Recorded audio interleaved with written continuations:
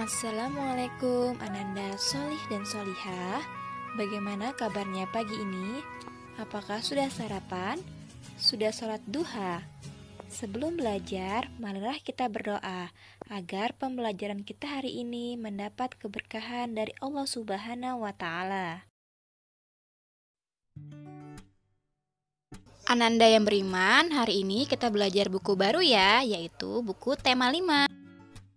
Kita akan belajar tema 5, ekosistem, subtema 1, komponen ekosistem, pembelajaran 1 dan 2. Tujuan pembelajaran hari ini ialah 1. Siswa dapat menyebutkan pokok pikiran pada teks non-fiksi yang disajikan. 2. Siswa dapat menyebutkan informasi penting dari setiap paragraf dalam teks non-fiksi. 3. Siswa dapat mengelompokkan hewan berdasarkan jenis makanannya. Allah Subhanahu wa Ta'ala menciptakan dunia dengan berbagai macam benda tak hidup dan makhluk hidup yang terdapat di dalamnya. Setiap makhluk hidup pasti saling melakukan interaksi satu sama lain. Setiap makhluk hidup juga membutuhkan benda tak hidup seperti air, tanah, dan udara untuk mempertahankan kelangsungan hidupnya. Adanya interaksi dan ketergantungan satu sama lain tersebut bermanfaat untuk menyeimbangkan dan mempertahankan hidup setiap makhluk. Interaksi itulah yang dinamakan ekosistem. Ekosistem sendiri tersusun oleh beberapa macam komponen. Ayo kita pelajari. Setiap makhluk hidup pasti melakukan interaksi satu sama lain, baik berinteraksi dengan sesama jenisnya ataupun berinteraksi dengan jenis makhluk hidup yang lain. Contoh interaksi tersebut misalnya interaksi antar anak ayam dengan induknya, kupu-kupu yang mengambil nektar dari tanaman berbunga, hingga sekelompok burung yang bertengger di dahan pohon. Selain berinteraksi dengan sesamanya, kehidupan makhluk hidup juga tidak dapat terlepas dari bagian tak hidup yang ada di sekitar habitatnya. Makhluk hidup membutuhkan benda-benda tak hidup seperti air, udara, dan tanah untuk menjaga keberlangsungan hidupnya. Setiap komponen lingkungan tersebut saling terkait dan memengaruhi kondisi makhluk hidup yang lainnya. Lingkungan adalah segala sesuatu yang berada di sekitar makhluk hidup. Lingkungan terdiri atas bagian yang hidup atau biotik dan bagian tak hidup, abiotik. Contoh dari biotik ialah tumbuhan, hewan, dan makhluk hidup lainnya. Contoh dari abiotik adalah cahaya matahari, air, udara, dan tanah. Komponen biotik dan abiotik saling berinteraksi dan membutuhkan satu sama lain dan membentuk ekosistem. Jadi, ekosistem adalah hubungan saling berinteraksi dan saling bergantung antara makhluk hidup dan benda-benda tak hidup pada sebuah lingkungan. Ekosistem tersusun dari individu, populasi, dan juga komunitas. Individu ialah makhluk hidup tunggal, misalnya seekor kambing, seekor burung, dan sebuah pohon cemara. Tempat individu tinggal disebut habitat.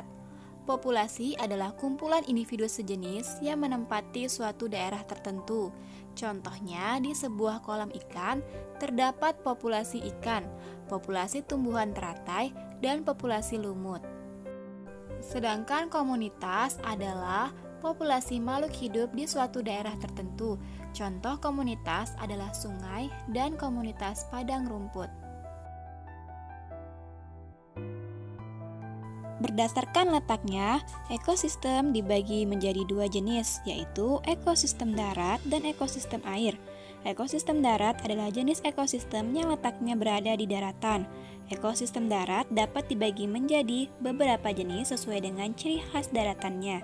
Misalnya, ekosistem hutan, padang rumput, gurun, taiga, dan tundra. Ekosistem air dibedakan menjadi dua jenis, yaitu ekosistem air tawar dan ekosistem air laut. Pada ekosistem air tawar, air memiliki kandungan garam yang rendah, yaitu tidak lebih dari 1%. Sedangkan pada ekosistem air laut memiliki kandungan garam yang cukup tinggi. Setiap jenis ekosistem, baik yang ada di darat maupun perairan, memiliki karakteristik lingkungan dan keragaman makhluk hidup yang berbeda-beda.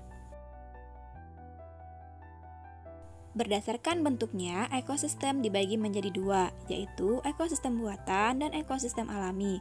Ekosistem buatan merupakan ekosistem yang dibuat oleh manusia, sedangkan ekosistem alami merupakan ekosistem yang terbentuk secara alamiah. Di Indonesia terdapat berbagai macam jenis ekosistem alami. Apa saja ya kira-kira? Nah, untuk menambah pengetahuan kalian, ayo membaca jenis-jenis ekosistem alami di Indonesia. Ada pada buku kalian halaman 8 sampai dengan 9. Untuk menjaga keberlangsungan hidupnya, setiap makhluk hidup membutuhkan asupan energi, tak terkecuali dengan hewan. Hewan mendapatkan energi dari makanan yang dimakannya. Untuk mengetahui apa saja sumber-sumber makanan hewan, ayo membaca teks jenis-jenis makanan hewan pada halaman 5. Tidak semua hewan memiliki jenis makanan yang sama. Secara umum, makanan hewan berasal dari dua sumber, yaitu dari tumbuhan dan dari hewan. Ananda yang beriman, banyak informasi atau pengetahuan baru yang kalian dapatkan setelah membaca teks yang berjudul Jenis-jenis makanan hewan pada halaman 5. Tahukah kalian bahwa teks tersebut dikelompokkan sebagai teks non-fiksi? Teks non-fiksi adalah teks yang berisikan hasil pengamatan, data-data, dan fakta, serta bukan merupakan hasil dari imajinasi kita. Teks non-fiksi memiliki ciri-ciri sebagai berikut, yaitu 1. Sifat katanya denotatif, atau dengan makna sebenarnya. 2. Ditulis sesuai dengan kenyataan yang terjadi. 3. Ditulis berdasarkan hasil pengamatan atau penelitian. Nah, Ananda yang solih dan solihah, selain membaca teks jenis-jenis makanan hewan, kalian juga dapat menggarisbawahi informasi penting yang kalian temukan pada teks tersebut. Seperti yang telah kalian pelajari bahwa hewan mendapatkan makanan dari berbagai macam sumber. Apakah kalian masih ingat apa saja sumber makanan hewan tersebut? Berdasarkan jenis makanannya, hewan terbagi menjadi 3 kelompok, yaitu herbivora, karnivora, dan omnivora. Herbivora adalah hewan pemakan tumbuhan. Kelompok ini memiliki gigi seri yang berfungsi untuk memotong makanan dan gigi geraham untuk mengunyah. Karnivora adalah hewan pemakan daging.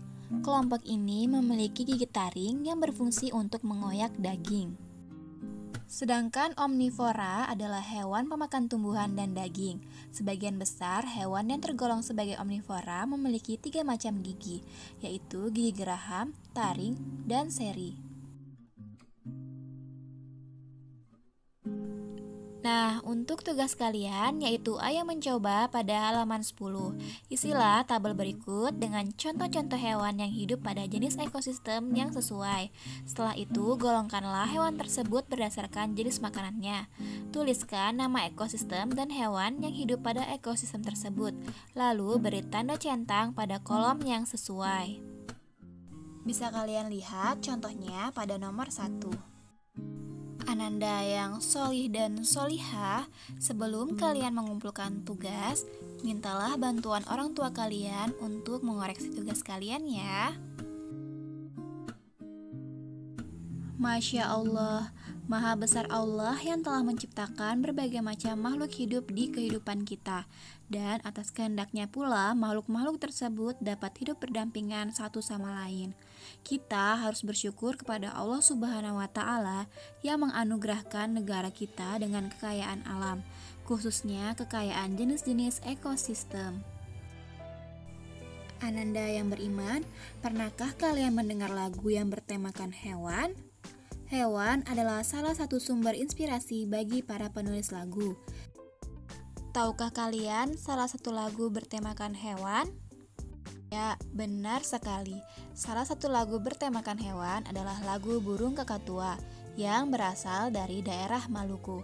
Apakah kalian mengetahui lagu tersebut? Lagu Burung Kakatua adalah contoh lagu yang bernada mayor. Nah, coba kalian nyanyikan lagu tersebut. Ananda yang beriman, ingatlah kumpulkan foto tugas kalian kepada Ustadz Ustazah melalui WA atau Telegram secara japri. Jika kalian memiliki pertanyaan, silahkan menghubungi Ustadz Ustazah. Karena wabah corona masih melanda negara kita, biasakan menjaga jarak, memakai masker, selalu mencuci tangan dengan sabun, makan makanan bergizi, dan stay at home. Alhamdulillah, pembelajaran hari ini telah selesai. Sampai jumpa di pembelajaran berikutnya. Terima kasih. Assalamualaikum.